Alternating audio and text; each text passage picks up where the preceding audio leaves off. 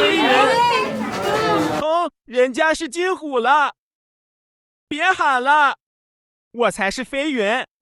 大热天还要上班，干了4、5年，工资也不见加，周末还加班，摸鱼。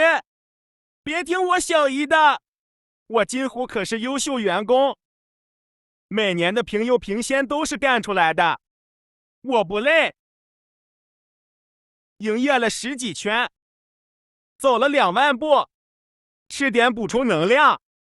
这竹笋怎么吃的停不下来？这也太美味了吧！趁我小姨在睡觉，把它都吃光光。累了，换个姿势吧，给你们看看我的后背。此时想吟诗一首：白日依山尽，黄河入海流。欲穷千里目，更上一层楼。嘿嘿，好诗！今天的天气好呀，心情也不错。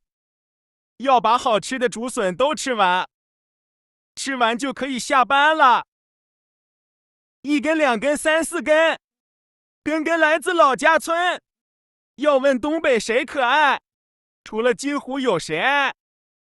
好诗，我怎么这么有才华？俗话说，吃饱喝好不想家。其实偶尔晚上的时候我也会想家。